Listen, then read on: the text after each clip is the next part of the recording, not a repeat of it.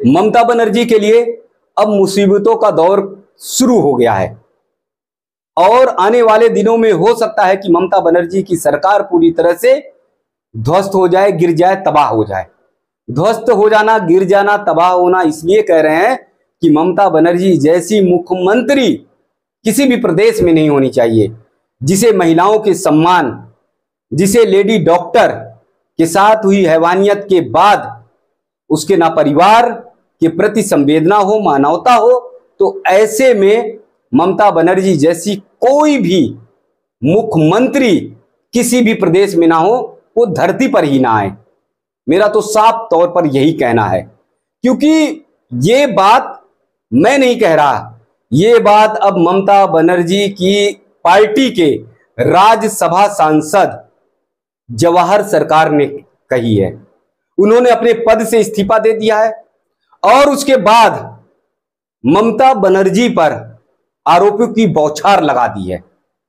जवाहर सरकार ने जो आरोप लगाए हैं और जिस तरह से ममता बनर्जी को खुद घेरा है, उसे साफ तौर पर यह पता चलता है कि ममता बनर्जी सरकार के तमाम ऐसे सांसद और विधायक आने वाले दिनों में पार्टी छोड़ सकते हैं या फिर ममता बनर्जी से किनारा कर सकते हैं। क्योंकि ममता बनर्जी ने जिस तरह से आरजीकर अस्पताल में लेडी डॉक्टर के साथ हुई हैवानियत के बाद जो कदम उठाए, वो पार्टी के नेताओं को भी पच नहीं पा रहे हैं। वो पार्टी के नेता भी उसे सहन नहीं कर पा रहे हैं। ममता बनर्जी ने लेडी डॉक्टर के साथ यानी उनके परिवार के साथ ना खड़ा होकर ममता बनर्जी सीधे सीधे तौर पर आरोपी के साथ खड़ी हुई। सीधे तौर पर ममता बनर्जी ने कैसे मेडिकल कॉलेज के डॉक्टर को तुरंत ट्रांसफर कर दिया और फिर सारे सबूत मिटाने के लिए ममता बनर्जी के गुंडे तैयार हो गए और अस्पताल में कैसे तोड़फोड़ की। तो ऐसे हालात में जवाहर सरकार ने यह देख लिया, जान लिया कि ममता बनर्जी कुछ भी नहीं करने वाली।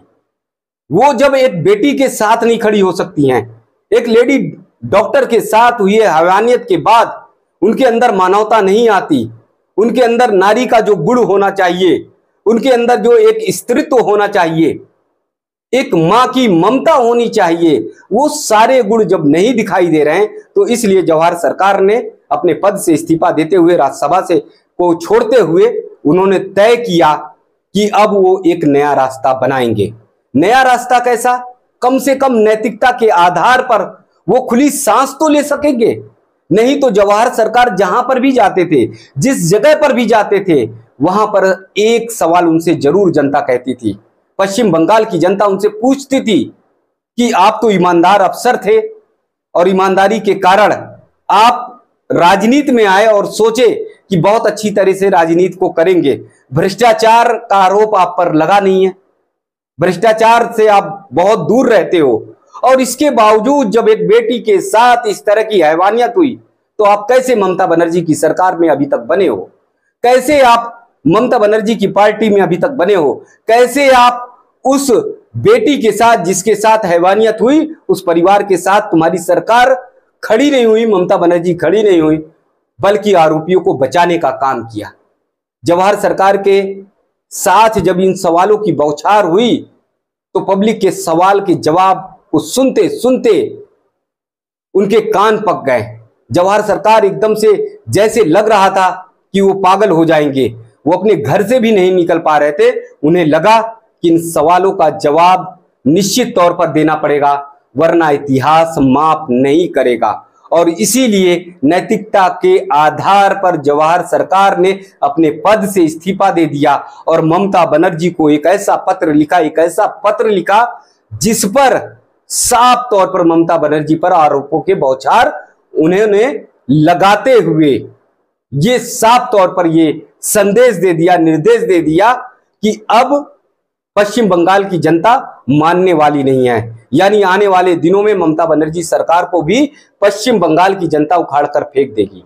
सबसे पहले जवाहर सरकार ने जो आरोप लगाया, ममता बनर्जी से कहा कि आप पहली वाली ममता बनर्जी नहीं है, आप महिलाओं के प्रति भी संवेदना नहीं रखती, आप एक लेडी डॉक्टर के साथ भी संवेदना नहीं रखती हैं, इसलिए आप किसी भी तरह से पहले वाली ममता बनर्जी नहीं है।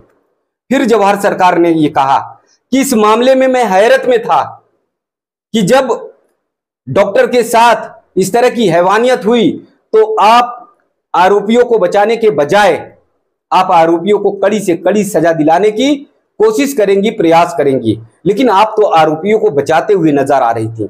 जवाहर सरकार ने साफ तौर पर यह कहा, आपने जूनियर डॉक्टरों के साथ बातचीत नहीं की, आपने आरोपी को सख्त से सख्त कदम यानी कठोर कदम उठाकर उसको फांसी के फंदे तक पहुंचाने के लिए कोई कार्रवाई करते हुए दिखाई नहीं देती रही। इस मामले में आप हर तरफ से एकदम ढुलमुल रवैया अपनाती हुई नजर आई।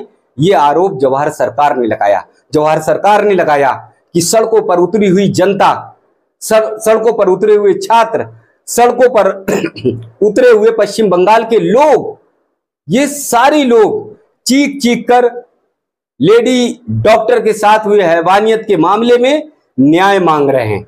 लेकिन आप इसको साजिश बता रही हैं कि ये पार्टियों की साजिश है, उनके खिलाफ ये पार्टी लामबंदी कर रहे हैं और इसीलिए लोग सड़कों पर उतर रहे हैं। जवाहर सरकार हैरान हो गए और उन्होंने ममता बनर्जी को नसीहत दी।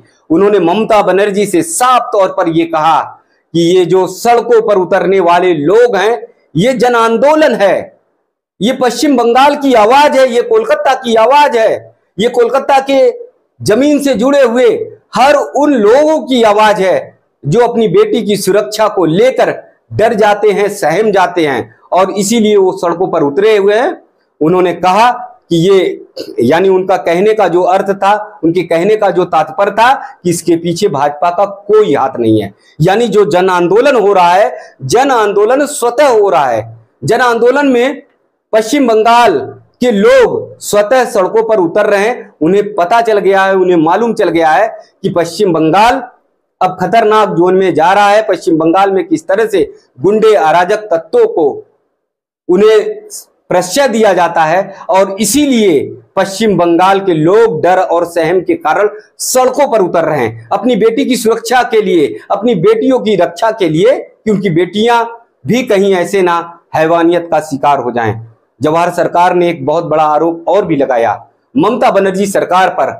ममता बनर्जी सरकार पर यह आरोप लगा दिया कि पंचायत और नगर पंचायत तक ममता बनर्जी की सरकार में भ्रष्टाचार व्याप्त है। यानी टीएमसी को सीख देने का काम किया है, ममता बनर्जी को एक बहुत बड़ी नसीहत देने का काम किया है। ममता बनर्जी को इससे बड़ी नसीहत कोई नहीं दे सकता। सिर्फ और सिर्फ एक ईमानदार अफसर, सिर्फ और सिर्फ एक ईमानदार नेता दे सकता है और वो जवाहर सरकार है, जिन्होंने खुलकर मोर्चा लिया और खुलकर पत्र में लिखा कि आपकी सरकार में सांसद विधायक की बात तो छोड़ दो, पंचायत और नगर पंचायत तक भ्रष्टाचार व्याप्त है। यानी जमीन तक भ्रष्टाचार व्याप्त है और उस जमीन तक जब भ्रष्टाचार व्याप्त हो गया है तो फिर जो है पार्टी जो है पूरी तरह से समाप्त हो जाएगी। पार्टी को बर्बाद होने से कोई रोक नहीं पाएगा। जवाहर सरकार ने ये अफसोस जताया कि कई बार उन्होंने कोशिश की कि ममता बनर्जी से मिलकर ये सारी बातें करें, कई बार उन्होंने प्रयास किया कि ममता बनर्जी को ये सारी बातें बताएं, लेकिन ममता बनर्जी तो ऐसे लोगों से घिर चुकी हैं, ऐसे भ्रष्टाचारियों से घिर चुकी हैं कि वो कुछ भी सुनने के लिए तैयार नहीं है। यानी एक पार्टी का राज्यसभा सांसद, अगर जिसे मुफ्त में कहा जाए, क्योंकि राज्यसभा सांसद के लिए उसे ना चुनाव लड़ना पड़ता है, ना मैदान में उतरना पड़ता है, वो पार्टी की तरफ से घोषित होता है और उसके बाद उसे राज्यसभा की जिम्मेदारी मिलती है। तो एक जो पुरस्कार था जो जवाहर सरकार को फ्री में मिला हुआ था, हालांकि उनकी मेहनत, उनकी कर्मठता के कारण, लेकिन उन्होंने इस पुरस्कार को भी छोड़ दिया क्योंकि जवाहर सरकार को यह पता था कि पूरे पश्चिम बंगाल में टीएमसी के जो सांसद हैं, विधायक हैं, ममता बनर्जी हैं, सबके चेहरे पे कालिक पुत चुकी है, सबके चेहरे पर कालिक पुत चुकी है और उस कालिक को अगर हमने छिपाने की कोशिश की, उस पर कोई मुखौटा और लगाने की कोशिश की, तो पश्चिम बंगाल की जो जनता है उस मुखौटे को उखाड़ फेंकेगी और पश्चिम बंगाल की ये जनता साफ तौर पर कहेगी कि तुम्हारे चेहरे पे जो कालिक लगी है, इसी कालिक को लेकर पूरे देश और दुनिया में घूमो, जाओ और तुम बताओ कि हम उस प्रदेश के सांसद और विधायक हैं जहां बेटियों के साथ, लड़कियों के साथ हैवानियत होती है और उस पार्टी की मुख्यमंत्री उन हैवानियत करने वाले लोगों को बचाने का काम करती हैं। ये सारी बातें जवाहर सरकार के मन में कौंध रही हैं, ये सारी बातें जवाहर सरकार के जेहन में उतर गई है और इसीलिए नैतिकता के आधार पर उन्होंने अपने पद से इस्तीफा दे दिया है। जवाहर सरकार के पद से इस्तीफा देने के बाद निश्चित तौर पर ममता बनर्जी की सरकार में तमाम ऐसे सांसद और विधायक हैं जो अपनी पद से इस्तीफा देंगे। नैतिकता के आधार पर वो अपनी पार्टी भी छोड़ेंगे, नैतिकता के आधार पर वो ममता बनर्जी से सरकार भी सवाल भी करेंगे।